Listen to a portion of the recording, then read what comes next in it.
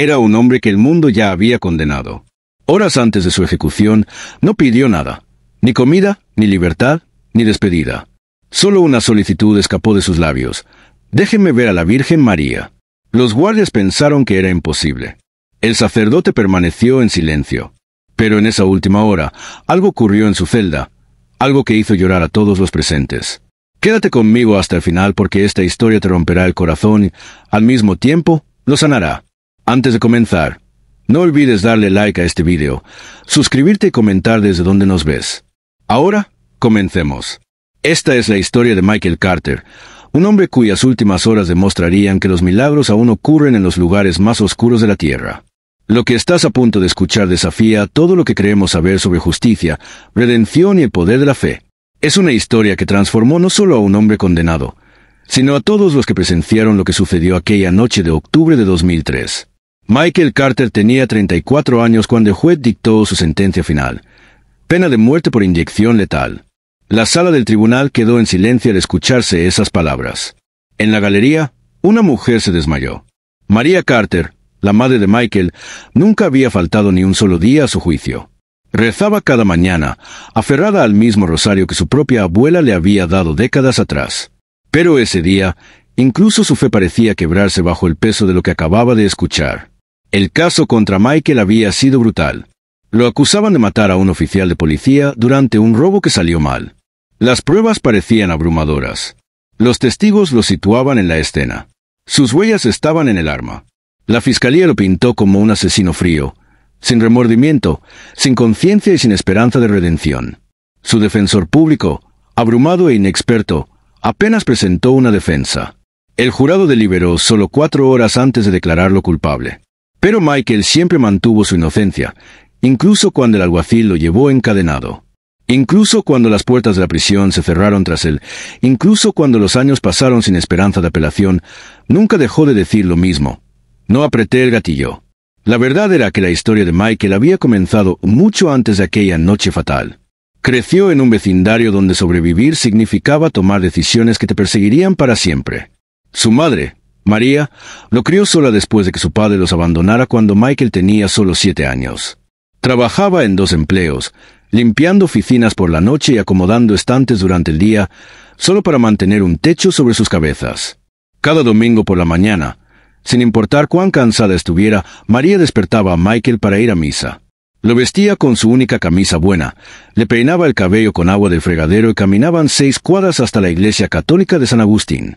En su bolso, siempre llevaba los mismos objetos: una cartera de cuero gastada con justo el dinero suficiente para la colecta, una pequeña botella de agua bendita y una medalla de plata de la Virgen María que había pertenecido a su abuela.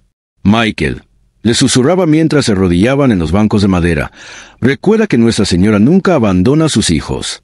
No importa lo que pase, por más oscuras que se pongan las cosas, ella siempre nos cuida. Esas palabras resonarían en la mente de Michael durante años, aunque él no lo supiera entonces. A medida que Michael crecía, las calles lo llamaban más fuerte que las oraciones de su madre. A los 16 años ya andaba con pandillas. A los 18 había sido arrestado 3 veces.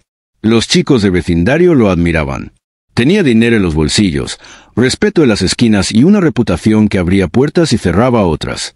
María veía a su hijo alejarse de ella y le rompía el corazón. Pasaba las noches despierta, escuchando sus pasos en el porche, rezando para que regresara a salvo. Intensificó sus oraciones, asistiendo novenas, encendiendo velas y suplicando a la Virgen María que protegiera a su hijo de los peligros que lo rodeaban. Por favor, susurraba en la iglesia vacía después de la misa de la tarde, tráelo de vuelta a mí. Pero las calles tenían otros planes para Michael Carter. La noche que cambió todo ocurrió un frío martes de marzo. Michael tenía 25 años, estaba desesperado por dinero y se quedaba sin opciones. Un amigo le habló de un trabajo fácil, un golpe rápido que resolvería todos sus problemas. Solo entrar a la tienda de conveniencia, tomar el dinero y salir. Nadie saldría herido. Simple. Pero nada de esa noche fue simple. Cuando Michael y su cómplice entraron a la tienda, no sabían que el oficial Patrick O'Connor estaba dentro comprando café durante su descanso de patrulla. No sabían que O'Connor llevaba 15 años en la fuerza, que tenía esposa y 2 hijas pequeñas esperándolo en casa, que planeaba retirarse en solo 3 años. Lo que sucedió después sería disputado en los tribunales durante meses. Michael afirmó que su compañero Tommy Rodríguez entró en pánico al ver al oficial. Dijo que intentó detener a Tommy, tratar de calmar la situación y prevenir lo que sucedió, pero el arma se disparó de todos modos. El oficial Patrick O'Connor murió en el piso de la tienda, su sangre mezclándose con café derramado y vidrios rotos. Tommy Rodríguez desapareció esa noche. Se esfumó como humo, dejando a Michael enfrentar las consecuencias solo. Cuando la policía encontró a Michael a 3 cuadras, todavía corriendo, intentando escapar de la pesadilla en la que había caído, estaba cubierto con la sangre del oficial. El arma estaba en un contenedor cercano con las huellas de Michael por todas partes. El caso parecía cerrado. El juicio de Michael duró 2 meses, pero para María se sintió como toda una vida. Se sentaba en el mismo lugar cada día, aferrada a su rosario, rezando por un milagro que nunca parecía llegar. Vio como testigo tras testigo testificaba en contra de su hijo. Escuchó cómo el fiscal describía a Michael como un criminal peligroso que no merecía misericordia. Y rezaba. Cada noche se arrodillaba junto a su cama y suplicaba a la Virgen María que interviniera. Prometió dedicar su vida al servicio. Ofreció su propia vida a cambio de la de su hijo. Lloró hasta quedarse sin lágrimas y luego lloró un poco más. El veredicto de culpabilidad la golpeó como un puñetazo. Cuando el juez anunció la pena de muerte, María sintió que algo se rompía en su pecho. Pero incluso entonces, en ese momento de desesperación absoluta, no dejó de rezar.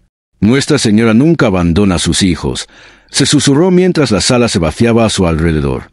Michael fue trasladado a la fila de la muerte en la penitenciaría estatal, una fortaleza de concreto y acero donde la esperanza iba a morir.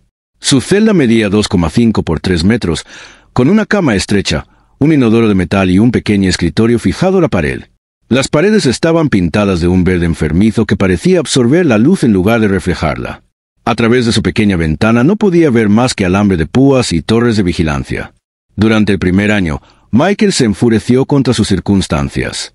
Presentó apelación tras apelación, todas rechazadas. Escribió cartas a periodistas, a organizaciones de derechos civiles, a cualquiera que pudiera escuchar su historia. Pero nadie parecía interesarse en la verdad. Para el mundo, Michael Carter estaba exactamente donde debía estar. Su madre lo visitaba cada semana sin falta. Tomaba 3 autobuses y caminaba 2 millas hasta la prisión, llevando su bolso con los mismos objetos que siempre. Su cartera gastada, su botella de agua bendita y la medalla de la Virgen María de su abuela. Durante las visitas, se sentaban en lados opuestos de un grueso cristal, hablando por teléfonos que crujían con estática. María le contaba a Michael sobre su semana, sobre los vecinos, sobre cualquier cosa excepto la cuenta regresiva que siempre sonaba de fondo. Y siempre, antes de que terminara el tiempo, sacaba su rosario y rezaba con su hijo a través del cristal que lo separaba. Dios te salve, María, llena eres de gracia. Comenzaba, y Michael se unía, sus voces creando un eco en la sala de visitas estéril. Con los años, algo comenzó a cambiar en el corazón de Michael. Las visitas constantes de su madre, siempre acompañadas de oración, comenzaron a despertar algo que creía haber perdido para siempre en las calles. La fe de su infancia, enterrada bajo años de ira y malas decisiones, comenzó a resurgir.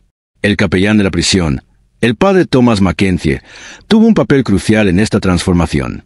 Era un sacerdote irlandés de 68 años que había atendido a hombres condenados por más de 30 años. Había visto todo tipo de criminales, historias y respuestas humanas frente a la muerte. Pero había algo en Michael Carter que llamó su atención.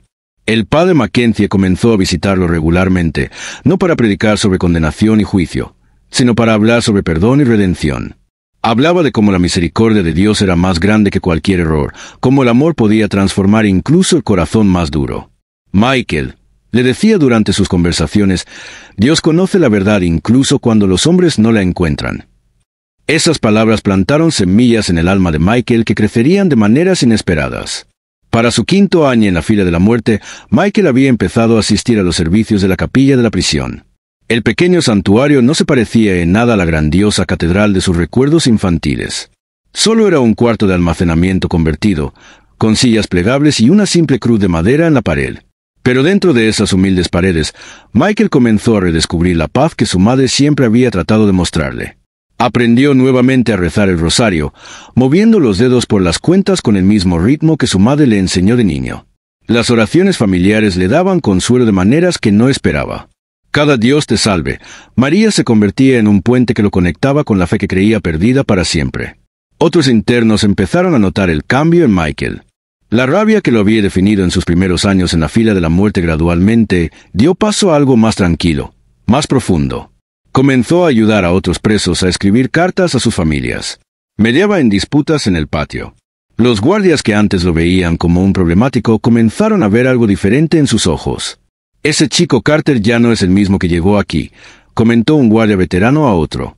«Ahora hay algo pacífico en él». Pero la paz no podía cambiar la realidad de su situación. Las apelaciones seguían siendo rechazadas. Los abogados dejaron de responder sus llamadas. La fecha de ejecución que antes parecía increíblemente lejana comenzó a sentirse muy real. Durante su 7º año en prisión, ocurrió algo extraordinario que cambiaría el curso de la historia de Michael para siempre. Era una noche de martes a finales de septiembre. Michael estaba solo en su celda rezando el rosario que su madre había logrado que le permitieran conservar. La prisión estaba inusualmente tranquila esa noche, con la mayoría de los internos ya acomodados para dormir. Mientras Michael sostenía las cuentas gastadas entre sus dedos, recitando las oraciones que su madre le había enseñado. El aire en su celda parecía cambiar. La dura luz fluorescente parpadeó una vez y luego se estabilizó. Michael levantó la vista, pensando que tal vez era un problema eléctrico, pero lo que vio le hizo detener la respiración. Frente a él estaba una mujer como ninguna que hubiera visto antes. Vestía túnicas fluidas de un azul profundo, con bordes blancos que parecían brillar con luz propia. Su rostro era de una dulzura indescriptible, con ojos que contenían tanto compasión infinita como un profundo dolor. Lo miró con un amor que solo había vislumbrado en la mirada de su madre. «Hijo», dijo, y su voz era como música, como viento entre los campos de trigo, como cada arrullo que su madre alguna vez le cantó. «Tu madre nunca ha dejado de rezar por ti.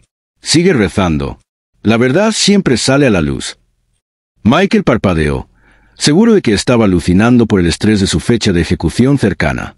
Pero al abrir los ojos, ella seguía allí, sonriéndole con una ternura que hacía que su corazón doliera de reconocimiento. Había visto ese rostro antes, en el metal que su madre llevaba en las vidrieras de su iglesia de infancia, en innumerables pinturas y estatuas religiosas. Era la Virgen María, la Madre de Dios, la misma a quien su madre había rezado todos los días por su protección. «No soy inocente», susurró Michael, con la voz quebrada.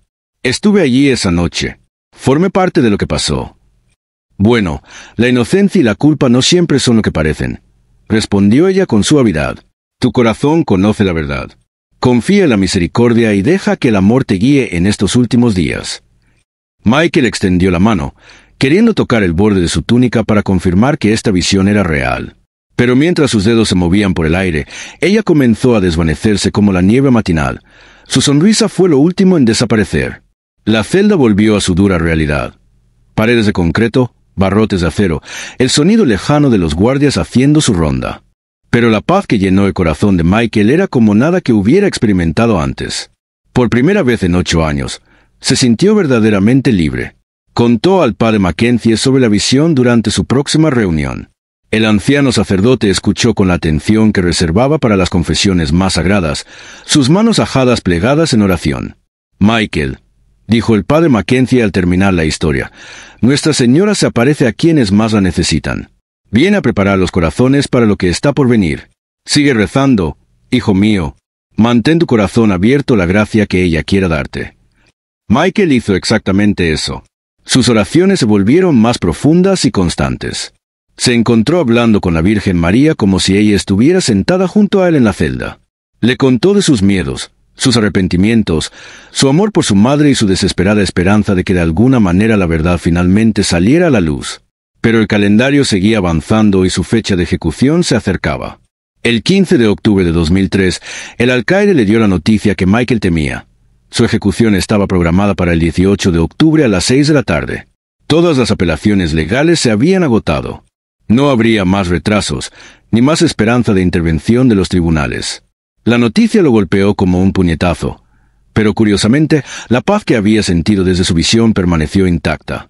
Pasó ese día escribiendo cartas a su madre, al padre Mackenzie y a la familia del oficial O'Connor, expresando su pesar por la pérdida, aunque mantenía que él no había apretado el gatillo. 2 días antes de su ejecución programada, Michael recibió lo que sería su última visita de su madre. María había envejecido considerablemente durante los 8 años de prisión. Su cabello se había vuelto completamente gris. Sus manos temblaban por la artritis y se movía con la cautela de alguien cuyo cuerpo ya estaba desgastado por años de cargar una carga imposible. Pero sus ojos aún conservaban el mismo amor intenso que siempre había sentido por su hijo. Llegó llevando algo especial envuelto en un suave paño blanco. Con manos temblorosas, desenvolvió una pequeña imagen enmarcada de la Virgen María, no más grande que la palma de su mano. El marco era de madera simple, desgastado por décadas de manejo. La imagen mostraba a Nuestra Señora con las manos juntas en oración y la mirada al cielo con perfecta serenidad. «Esto perteneció a tu bisabuela», dijo María con la voz cargada de emoción. «Luego a tu abuela, luego a mí.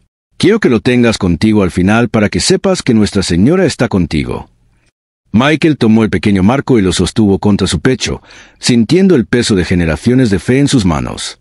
Su bisabuela había llevado esta imagen a través de la pobreza y la adversidad.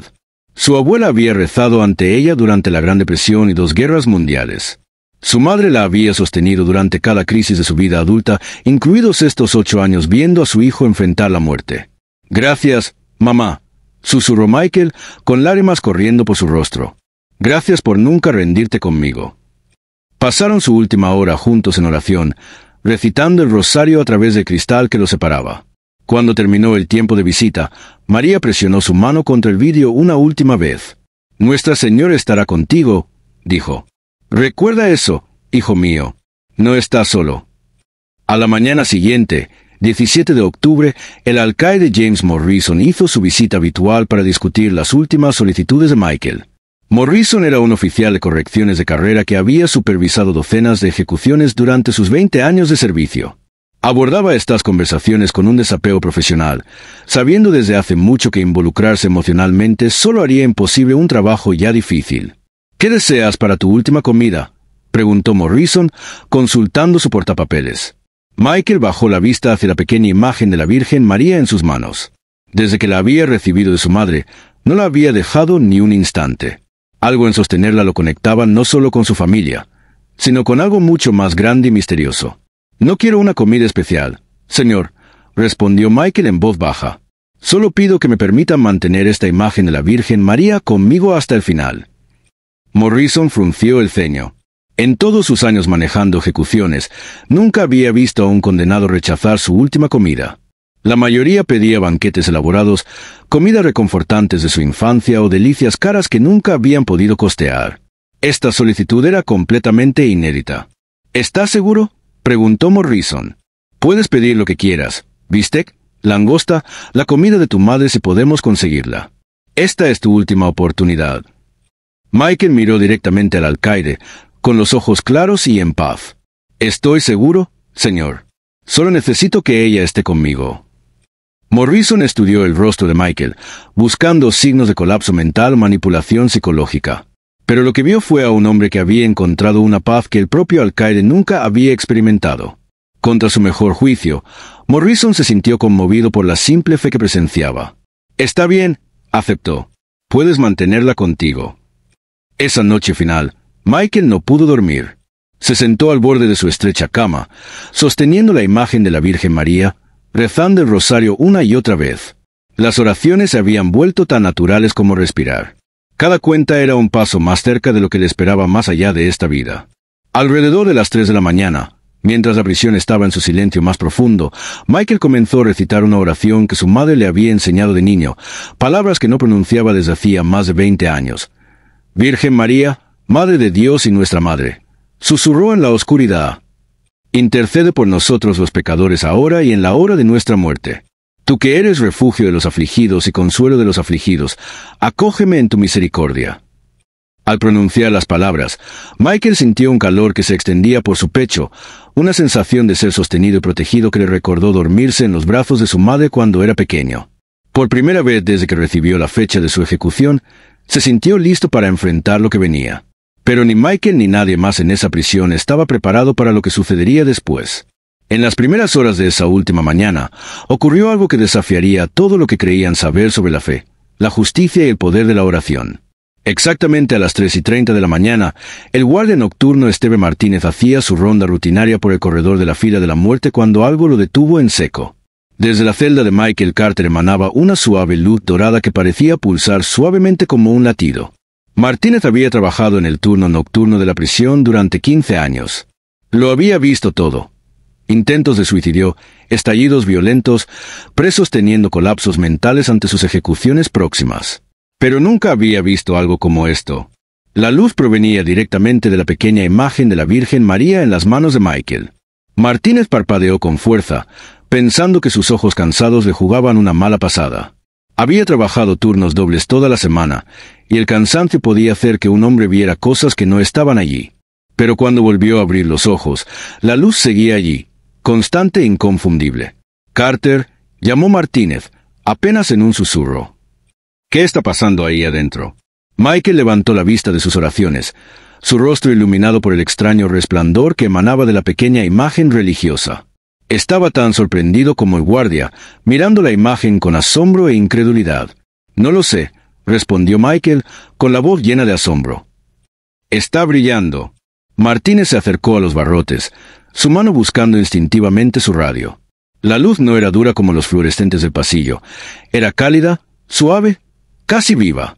Pulsaba suavemente, como respirando, y parecía llenar toda la celda con una presencia que hacía que el veterano oficial sintiera algo que no había experimentado en años. «Paf. Esto no es posible», murmuró Martínez, sacando su radio con las manos temblorosas. «Control, habla Martínez del bloque 7. Necesito un supervisor aquí de inmediato». En minutos, el supervisor nocturno, Robert Chen, llegó con 2 guardias más. Chen era un administrador serio que había construido su carrera siguiendo protocolos y manteniendo el orden. Abordaba cada situación con lógica fría y pensamiento sistemático. Pero al ver la luz proveniente de la celda de Michael, su visión metódica del mundo se resquebrajó. «¿Qué clase de truco es este?», demandó Chen, aunque su voz carecía de su autoridad habitual. «Carter, ¿de dónde sacaste eso?». «Mi madre me lo trajo ayer», respondió Michael suavemente, todavía mirando la imagen que brillaba. «Pertenecía a mi bisabuela. Ha estado en nuestra familia por generaciones». Chen apuntó su linterna hacia la celda, buscando cables, baterías, cualquier explicación racional para lo que estaban presenciando. Pero la luz de la Virgen era claramente independiente de cualquier fuente externa. Parecía salir del propio cuadro, desafiando todas las leyes de la física que Chen conocía. «Llamen al alcaide», ordenó Chen a uno de los guardias. «Y nadie habla de esto con nadie hasta que descubramos qué está pasando». El alcaide Morrison llegó a la prisión a las 4:15 de la mañana, despertado por la urgente llamada de Chen. Había enfrentado todo tipo de crisis durante su carrera, desde motines hasta situaciones de rehenes y intentos de suicidio. Pero al estar frente a la celda de Michael, viendo una imagen religiosa emitir su propia luz, Morrison se sintió completamente fuera de su elemento. «Y traigan al capellán», ordenó. «El padre Mackenzie necesita ver esto». El padre Mackenzie llegó 30 minutos después, aún en pijama con un abrigo puesto rápidamente. El sacerdote de avanzada edad había atendido a hombres condenados durante décadas, ofreciendo consuelo en sus últimas horas y siendo testigo de sus últimas confesiones. Había visto milagros en corazones humanos y como criminales endurecidos encontraban paz a través de la oración. Pero al ver la imagen de la Virgen María brillando en las manos de Michael, cayó inmediatamente de rodillas en el frío suelo de concreto. «Señor, ten piedad», susurró, haciendo la señal de la cruz. «Esto es una señal». «¿Señal de qué?», preguntó Morrison, con la voz tensa por la ansiedad. «Nuestra Señora está intercediendo», respondió el padre Mackenzie con absoluta convicción. «Algo extraordinario está a punto de ocurrir». La noticia de la luz milagrosa se propagó rápidamente entre el personal de la prisión. Algunos guardias pidieron ser transferidos a otros bloques, perturbados por el fenómeno sobrenatural. Otros buscaban excusas para pasar junto a la celda de Michael, atraídos por la curiosidad y por algo más profundo que no podían nombrar. La imagen continuó brillando durante toda la madrugada. Su luz nunca vaciló ni se atenuó. Michael permaneció en oración silenciosa, sosteniendo el cuadro contra su pecho, sintiendo en su celda una presencia que transformaba el espacio estéril en algo sagrado. A las 10 de la mañana, apenas 8 horas antes de su ejecución programada, ocurrió algo aún más extraordinario. David Walsh, uno de los guardias más veteranos de la prisión, se acercó a la celda de Michael durante su patrulla rutinaria. Walsh tenía 58 años y 23 de servicio en correcciones. Era conocido en toda la instalación como un hombre de pocas palabras y menos emociones. Había supervisado docenas de ejecuciones, manteniendo un desapego profesional, incluso frente al sufrimiento humano. Otros guardias respetaban su capacidad de permanecer impasible ante las súplicas y lágrimas de los condenados. Pero al ver la imagen brillando en las manos de Michael, algo dentro de él se quebró. Comenzó a temblar incontrolablemente. Su rostro curtido se contorsionó con un dolor que parecía surgir desde lo más profundo de su alma. Sin advertencia, cayó de rodillas en el pasillo, con el cuerpo sacudido por sollozos. «No puedo más», gritó, con lágrimas corriendo por su rostro. «No puedo cargar con este peso más». Los demás guardias miraban en shock. En todos los años trabajando con Walsh, nunca lo habían visto mostrar emoción. Era la roca del departamento, el que nunca se quebraba, nunca cedía, nunca mostraba debilidad. «¿Walsh? ¿Qué pasa?», exigió Morrison, corriendo hacia él tras escuchar el alboroto. «Mentí», gritó Walsh, su voz resonando por todo el bloque. «Dios me perdone. Mentí en el juicio. Michael Carter es inocente». El silencio que siguió fue ensordecedor. Morrison sintió que sus piernas flaqueaban mientras comprendía las implicaciones de las palabras de Walsh. A su alrededor, otros guardias permanecieron paralizados, incapaces de procesar lo que acababan de escuchar. «¿De qué hablas?», susurró Morrison. Walsh continuó sollozando, sus palabras saliendo entre jadeos. «Estuve allí esa noche. Vi todo. No fue Michael quien apretó el gatillo. Fue Tommy Rodríguez. Pero Tommy trabajaba como informante policial, y el detective Harris me pagó para mentir en el juicio». Michael abrazó con más fuerza la imagen que brillaba, apenas pudiendo creer lo que escuchaba. Después de 8 años proclamando su inocencia, tras ver cómo sus apelaciones fallaban una tras otra, la verdad finalmente surgía de la manera más inesperada. «He llevado este secreto durante 8 años», continuó Walsh, con la voz quebrada. Cada noche pensaba en su madre sentada en la sala del tribunal, llorando por su hijo, pero tenía miedo. Harris me amenazó, dijo que cosas terribles le pasarían a mi familia si alguna vez decía la verdad. Morrison llamó de inmediato a la oficina del fiscal del distrito y al defensor público que había manejado el caso original de Michael. En cuestión de horas, fiscales y abogados defensores se dirigían a la prisión. La confesión de Walsh, presenciada por varios oficiales de correcciones, fue suficiente para detener la ejecución de inmediato. A las 11:30 de la mañana, apenas 6 horas y media antes de la hora programada de la muerte de Michael, su ejecución fue oficialmente suspendida. El colapso emocional de Walsh desencadenó una investigación completa del caso. El detective Richard Harris, ahora retirado y viviendo en Florida, fue llamado a declarar. Bajo intenso interrogatorio, finalmente admitió la corrupción que había llevado a la condena injusta de Michael. Tommy Rodríguez, el verdadero asesino, había muerto 3 años antes en un accidente automovilístico, pero otras pruebas que habían sido suprimidas durante el juicio original comenzaron a salir a la luz.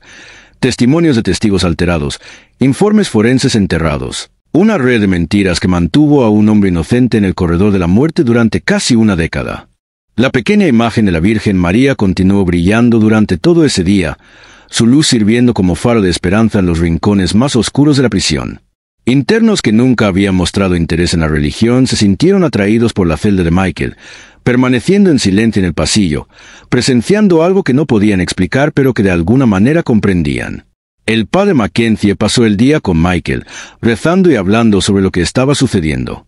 El anciano sacerdote había visto muchas cosas en sus 40 años de ministerio, pero nada lo había preparado para este momento en que parecía que el cielo tocaba la tierra de manera tan tangible. «Oh, ella vino por ti», le dijo el padre Mackenzie a Michael mientras se arrodillaban juntos en oración. «Nuestra Señora vino a este lugar de oscuridad para traer luz, no solo para ti, sino para todos los que necesitaban ver su misericordia». La investigación avanzó con rapidez sin precedentes. El fiscal del distrito, ante pruebas irrefutables de mala conducta procesal y perjurio, no tuvo más opción que retirar todos los cargos contra Michael Carter. El caso del Estado se desplomó como un castillo de naipes, revelando la corrupción que había llevado a un hombre inocente al corredor de la muerte. El 15 de diciembre de 2003, casi 2 meses después de la fecha original de su ejecución, Michael salió de prisión, un hombre libre. Su madre, María, lo esperaba afuera de las puertas, sosteniendo la misma medalla de la Virgen María que había llevado todos los días durante 8 años. «Te lo dije», susurró mientras abrazaba a su hijo, con lágrimas corriendo por sus rostros. Nuestra Señora nunca abandona a sus hijos. La historia de la liberación milagrosa de Michael Carter se difundió más allá de los muros de la prisión. Los medios informaron sobre la imagen religiosa que brillaba en la dramática confesión del guardia. Expertos legales la calificaron como uno de los casos más extraordinarios de condena injusta que habían conocido. Pero para quienes presenciaron los hechos de primera mano, la historia era mucho más que la corrección de un error judicial. Era sobre el poder de la fe para transformar corazones, sobre la misericordia que llega de maneras inesperadas y sobre las oraciones de una madre respondidas después de años de súplicas aparentemente ignoradas. La pequeña imagen de la Virgen María, que había brillado tan misteriosamente en esa última noche, fue examinada por expertos, quienes no pudieron encontrar explicación científica alguna para lo ocurrido. No había luces ocultas, reacciones químicas ni trucos tecnológicos. Era exactamente lo que parecía: un simple cuadro religioso que de alguna manera se convirtió en un canal para algo más allá de la comprensión humana. Michael usó la compensación que recibió del Estado para establecer una fundación dedicada a ayudar a otros presos condenados injustamente. Habló en conferencias legales sobre las fallas del sistema judicial y la importancia de nunca perder la esperanza, incluso en las circunstancias más oscuras. El padre Mackenzie, que había acompañado a Michael durante todo su camino, dijo más tarde que fue la demostración más poderosa de intervención divina que había presenciado en sus décadas de sacerdocio. El milagro no solo había liberado a un hombre inocente, explicó, sino que también liberó el alma de David Walsh del peso de sus mentiras. David Walsh mismo experimentó una transformación completa tras su confesión. El endurecido oficial de correcciones, que había cargado con el peso de su engaño durante 8 años, se convirtió en un defensor de la reforma de la justicia penal. Testificó ante comités legislativos sobre los peligros de la corrupción dentro de la ley y trabajó incansablemente para que otras personas inocentes no sufrieran como Michael. María Carter vivió para ver a su hijo casarse y tener hijos propios. Falleció pacíficamente en 2010 a los 79 años, todavía con la misma medalla de la Virgen María que había sostenido su fe durante el periodo más oscuro de su vida. En su funeral, Michael habló de cómo la fe inquebrantable de su madre no solo le había salvado la vida, pero había provocado un milagro que tocó a todos los que lo presenciaron. La pequeña imagen que brillaba ahora se encuentra en un lugar de honor en la casa de Michael, un recordatorio diario de aquella noche en que lo imposible se volvió posible. Cada mañana la mira y recuerda el momento en que la desesperación se transformó en esperanza, cuando las mentiras dieron paso a la verdad y la intercesión de la Virgen María demostró que ninguna situación está más allá de la redención. Esta historia nos invita a reconsiderar lo que creemos saber sobre la justicia, la fe y el poder de la oración para cambiar no solo los corazones, sino también las circunstancias. Nos recuerda que los milagros aún ocurren, a menudo en los lugares menos esperados y para quienes más los necesitan. Los guardias que presenciaron la imagen luminosa nunca olvidaron lo que vieron esa noche. Varios de ellos dejaron por completo el trabajo en correcciones, sintiéndose llamados a otros caminos después de encontrarse con algo que desafiaba toda explicación racional. Otros permanecieron en sus puestos, pero realizaron sus tareas con un nuevo entendimiento de la humanidad de los hombres y mujeres bajo su cuidado. Para Michael Carter, la experiencia transformó no solo sus circunstancias, sino toda su comprensión del propósito de la vida. Comprendió que sus años de sufrimiento lo habían preparado para una misión que nunca podría haber imaginado. La fundación que estableció ayudó a decenas de personas condenadas injustamente, proporcionándoles asistencia legal, apoyo emocional, lo más importante, esperanza. El caso también condujo a reformas significativas en el sistema de justicia penal del Estado. Se establecieron nuevos protocolos para manejar casos que involucraban informantes policiales y se implementó mayor supervisión sobre los fiscales que llevaban casos de pena capital. Aunque ningún sistema puede ser perfecto, estos cambios ayudaron a garantizar que futuros Michael Carter tuvieran mejor protección contra la corrupción que casi le costó la vida. Pero quizás el impacto más profundo fue sobre el concepto mismo de la fe. En una época en que muchas personas luchan por creer en algo más allá de lo que pueden ver y tocar, la historia de la imagen luminosa de la Virgen María ofreció algo distinto. Evidente tangible de que existen fuerzas en el mundo que trascienden la comprensión humana, que la misericordia y la justicia a veces llegan por canales que la ciencia no puede explicar. El milagro no terminó con la liberación de Michael de la prisión. Continuó en las vidas cambiadas de todos los que conocieron su historia. Guardias que habían crecido cínicos sobre la naturaleza humana vieron restaurada su fe. Abogados desanimados por la injusticia sistémica encontraron renovada pasión por su trabajo. Familias de otras personas condenadas injustamente hallaron esperanza donde antes solo había desesperación. La intervención de la Virgen María en esa celda del corredor de la muerte se convirtió en un faro de luz que se extendió mucho más allá de los muros de la prisión, tocando vidas de maneras que aún hoy continúan repercutiendo.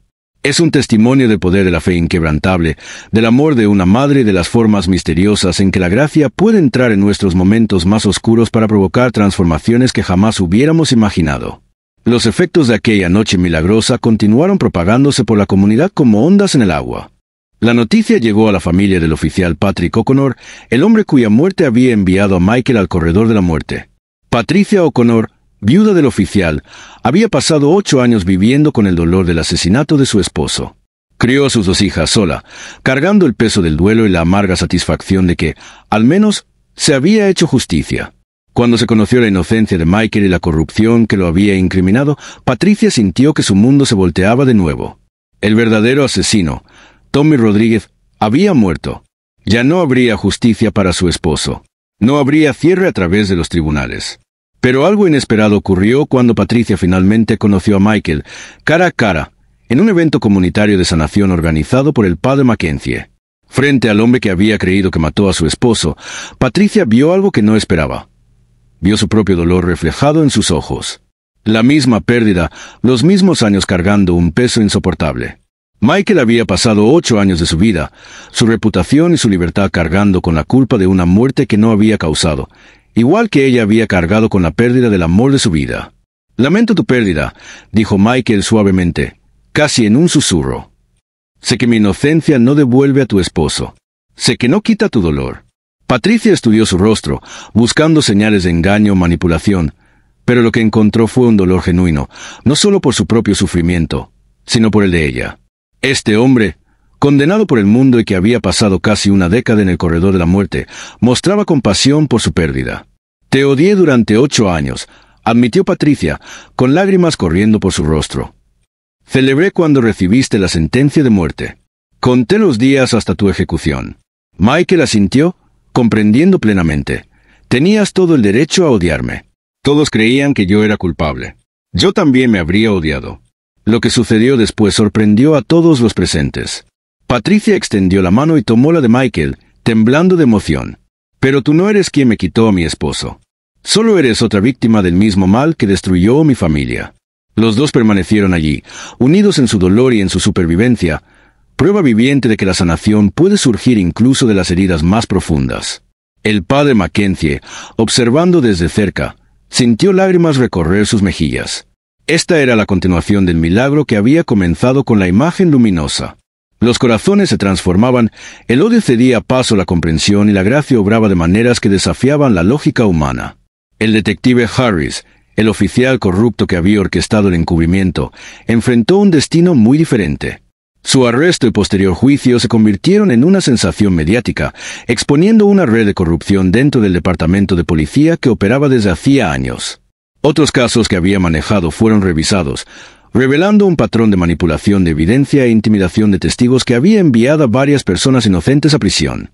La investigación mostró que Harris recibía dinero de diversas organizaciones criminales a cambio de protección y trato favorable. Tommy Rodríguez había sido solo uno de los muchos informantes en su red, criminales que podían continuar sus actividades ilegales siempre que proporcionaran información que ayudara a Harris a construir casos contra sus objetivos. Durante su juicio, Harris no mostró remordimiento por sus acciones. Escuchó estoicamente mientras víctima tras víctima testificaba sobre vidas destruidas por su corrupción. Cuando tuvo la oportunidad de hablar, ofreció solo una fría justificación. Estaba protegiendo a la comunidad, dijo.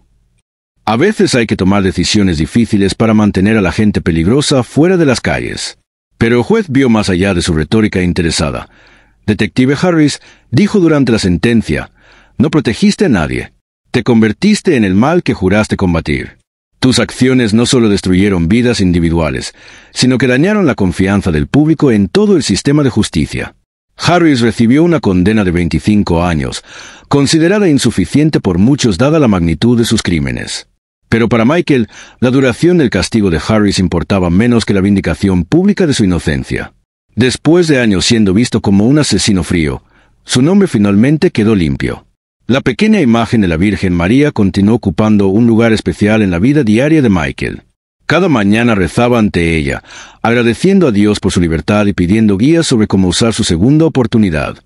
La imagen ya no brillaba con luz sobrenatural, pero Michael a menudo sentía la misma paz y presencia que experimentó aquella noche milagrosa. Los visitantes a veces le preguntaban sobre el fenómeno de la luz, queriendo entender cómo pudo ocurrir. Michael siempre respondía lo mismo. No sé cómo pasó, decía con una sonrisa suave. Solo sé que cuando más necesitaba esperanza, cuando todo parecía imposible, Nuestra Señora encontró la manera de llegar a mí. Eso es todo lo que importa. La fundación que Michael estableció creció más allá de lo que él había imaginado. Lo que comenzó como una pequeña organización dedicada a ayudar a personas condenadas injustamente evolucionó hacia un sistema integral de apoyo para familias afectadas por fallas del sistema de justicia penal. Proporcionaban asistencia legal, orientación emocional, apoyo financiero y servicios de defensa para quienes habían quedado desamparados por un sistema imperfecto. Uno de sus primeros casos importantes involucró a Sandra Martínez, quien había pasado 12 años en prisión por un asesinato que no cometió.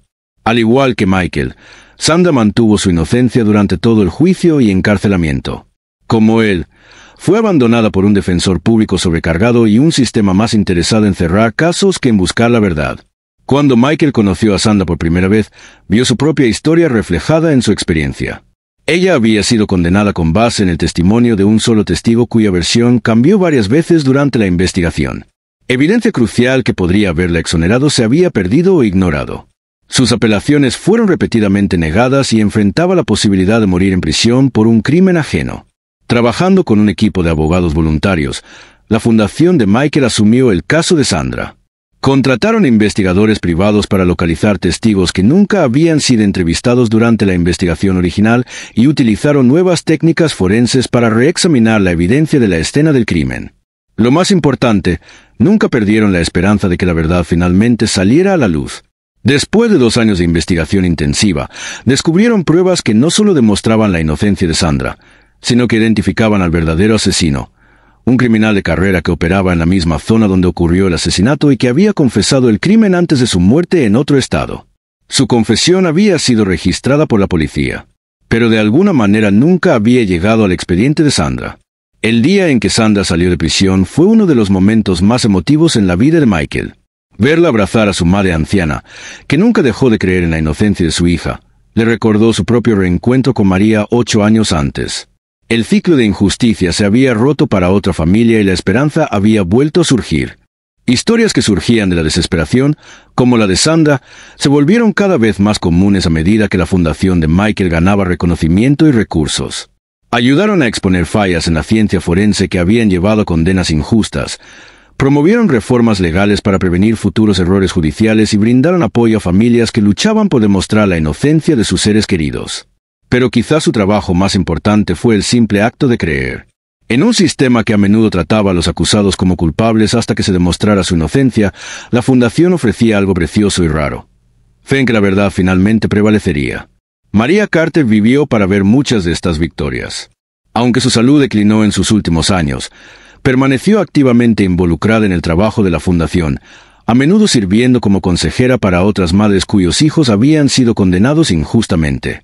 Su historia de fe inquebrantable y oración persistente se convirtió en inspiración para familias que enfrentaban luchas similares.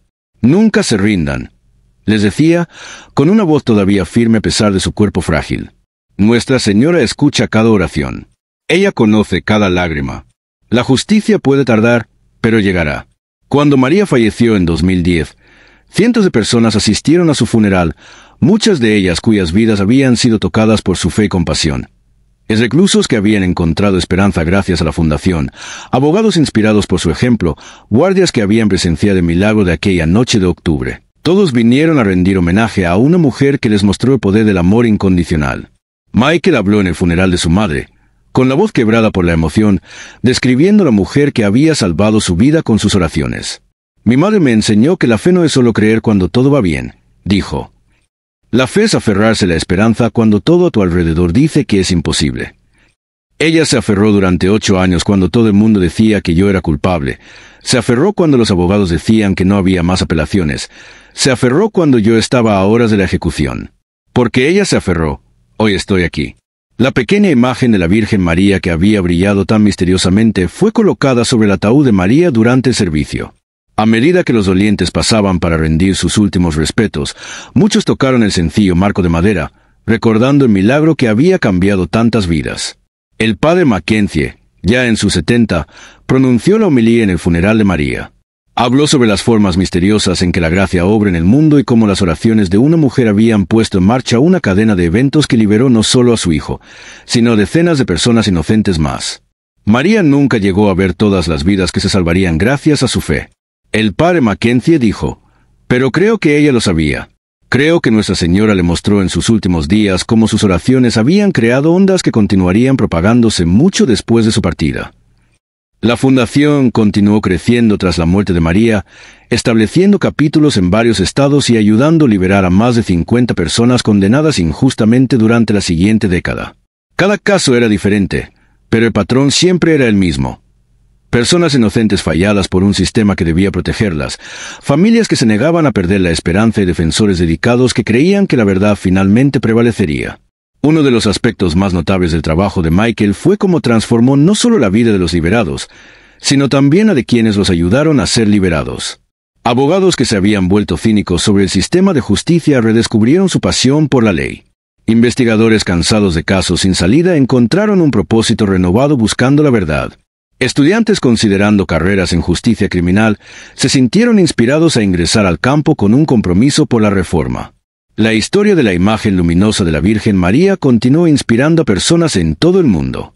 Estudios religiosos analizaron el relato tratando de entender cómo pudo ocurrir tal fenómeno. Científicos examinaron casos similares, buscando explicaciones naturales para eventos sobrenaturales. Escépticos lo descartaron como alucinación masiva o engaño elaborado. Pero para quienes estuvieron allí esa noche, para quienes presenciaron la transformación que siguió, la explicación importaba menos que el resultado. Algo extraordinario había ocurrido en esa celda del corredor de la muerte, algo que cambió vidas y trajo justicia donde antes no la había. La prisión donde Michael estuvo encarcelado experimentó cambios significativos tras su liberación. Se establecieron nuevos protocolos para manejar casos de pena capital y se implementó supervisión adicional para prevenir la corrupción que casi le costó la vida. La instalación del corredor de la muerte fue finalmente cerrada y convertida en un centro de rehabilitación de mínima seguridad, enfocado en preparar a los reclusos para reintegrarse exitosamente en la sociedad. David Walsh, el guardia cuya confesión había salvado la vida de Michael, se convirtió en uno de los defensores más efectivos de la fundación.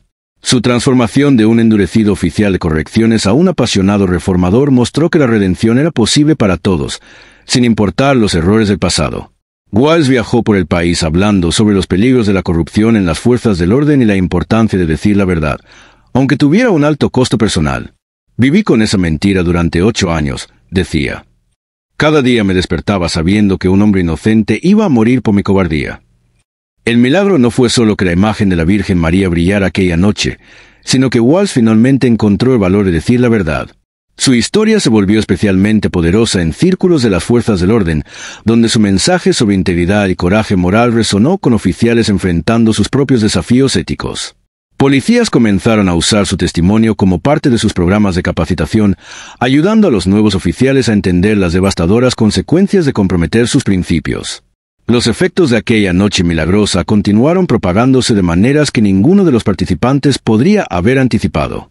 Reformas legales inspiradas en el caso de Michael fueron adoptadas en varios estados. Proyectos de inocencia basados en su fundación se establecieron en todo el país.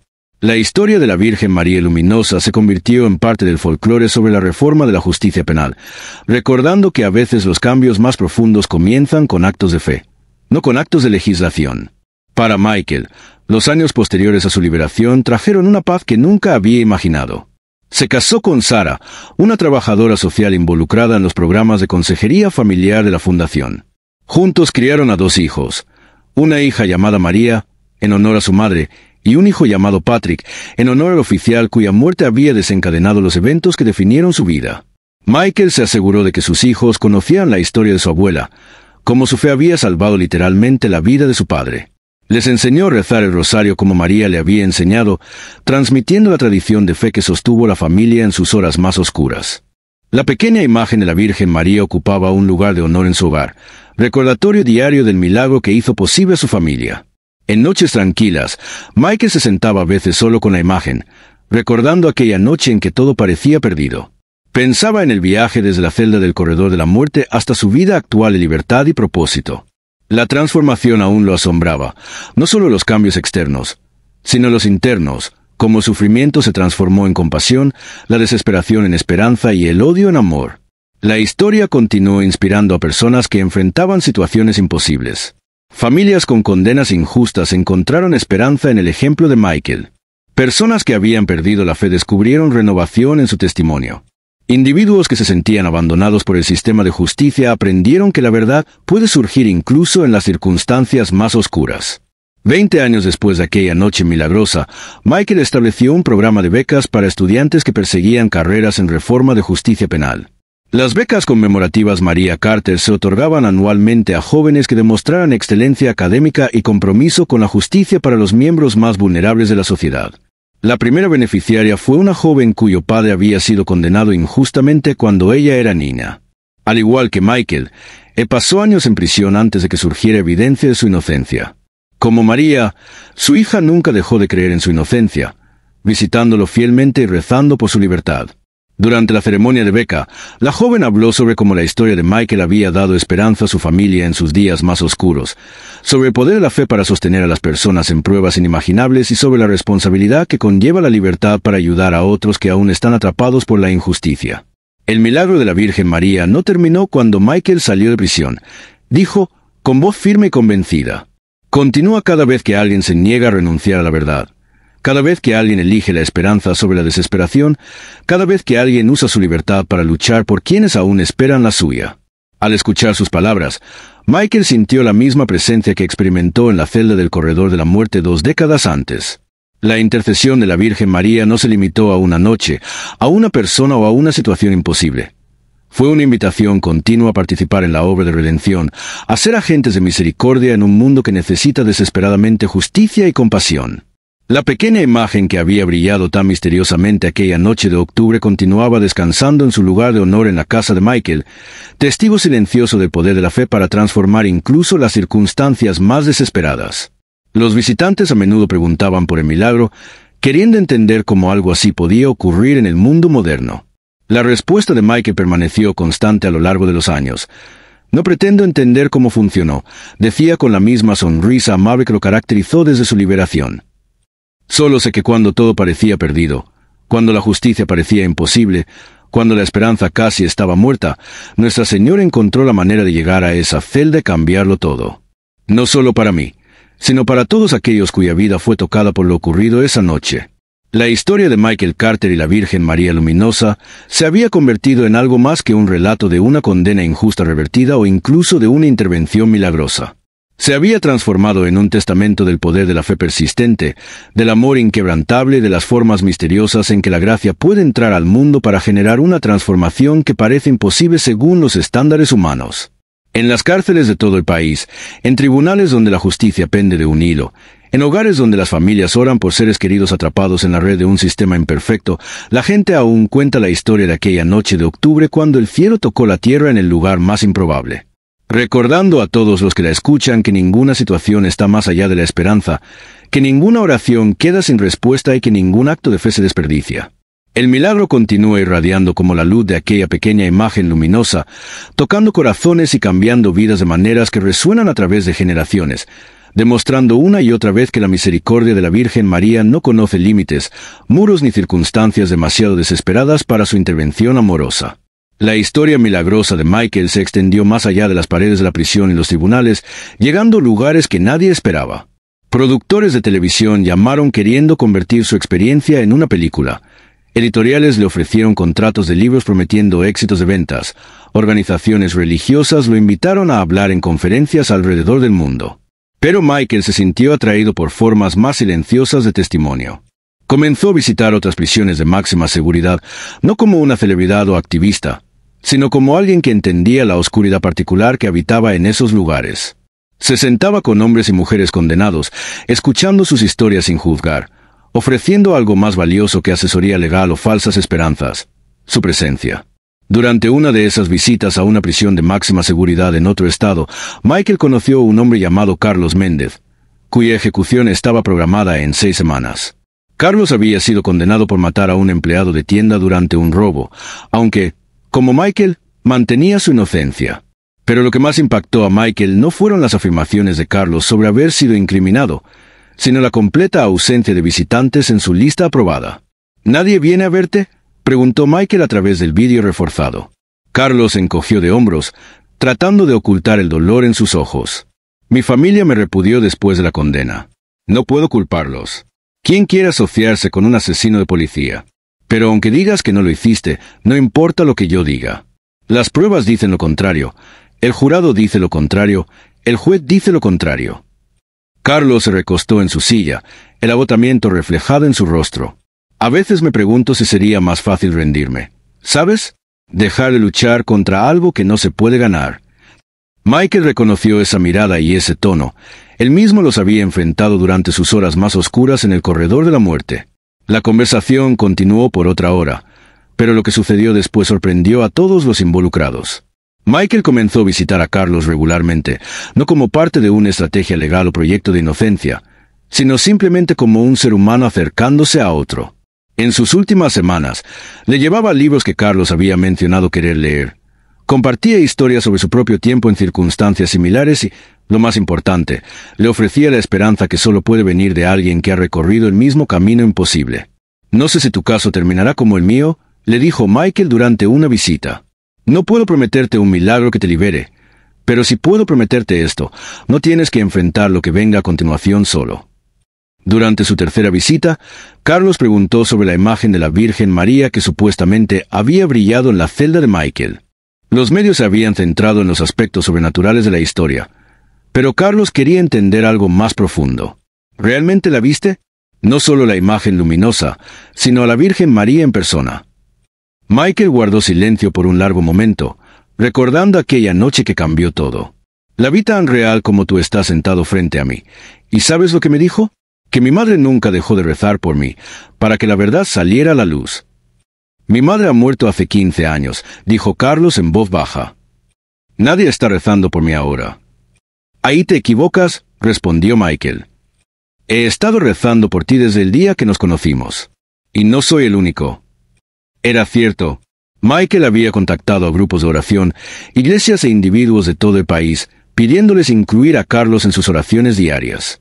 Había aprendido del ejemplo de su madre que la oración no se trata solo de pedir milagros, sino de rodear a las personas con amor cuando más se sienten abandonadas. 3 semanas antes de la ejecución de Carlos, ocurrió algo inesperado.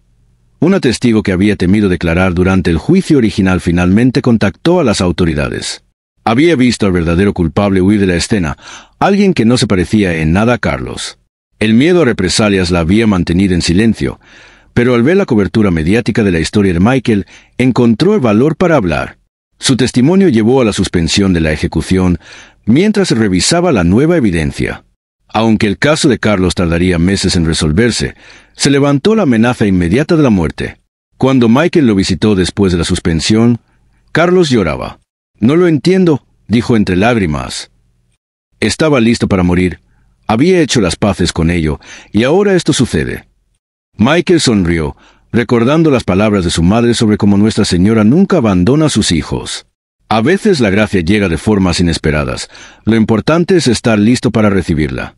El caso de Carlos terminó con una exoneración completa cuando la evidencia de ADN probó definitivamente su inocencia. Salió de prisión 8 meses después de la primera visita de Michael. Otra vida salvada por los efectos de onda de aquella noche milagrosa de octubre años antes. Historias como la de Carlos se volvieron cada vez más comunes a medida que el ministerio silencioso de Michael se expandía. Nunca publicitó lo que hacía, ni buscó reconocimiento por estas visitas a prisiones, pero la noticia se difundió entre familias, abogados y defensores que trabajaban en el sistema de justicia penal, comenzando a referirle los casos más desesperados. Personas que necesitaban algo más que ayuda legal, necesitaban a alguien que comprendiera. Uno de esos casos involucraba a una mujer llamada Jennifer Torres, que había estado en el corredor de la muerte durante 7 años por presuntamente matar a su hijo recién nacido. La fiscalía argumentaba que sufría depresión posparto y había sacudido al bebé hasta causarle la muerte. Jennifer afirmaba que su hijo había fallecido por una condición médica no diagnosticada, pero múltiples apelaciones habían sido infructuosas. Cuando Michael la conoció, le impresionó su compostura. A diferencia de muchos presos del corredor de la muerte que llevaban su desesperación como una carga visible, Jennifer parecía casi en paz durante la conversación. Él pronto entendió por qué. «Sé que voy a morir por algo que no hice», le dijo con naturalidad. «Lo he aceptado. Pero también sé que cuando muere estaré con mi hijo de nuevo. Eso es todo lo que realmente quiero ahora». La historia de Michael nos recuerda que los milagros no son solo relatos antiguos de libros polvorientos. Ocurren hoy, en los lugares más oscuros, para las personas que más los necesitan. Cuando todo parece imposible, cuando la justicia parece perdida, cuando la esperanza parece muerta, recuerda que Nuestra Señora aún intercede por quienes la llaman. Su misericordia no conoce muros, rejas ni circunstancias demasiado desesperadas para la intervención divina. Si esta historia tocó tu corazón, compártela con alguien que necesite esperanza hoy, y recuerda, ninguna oración queda sin respuesta.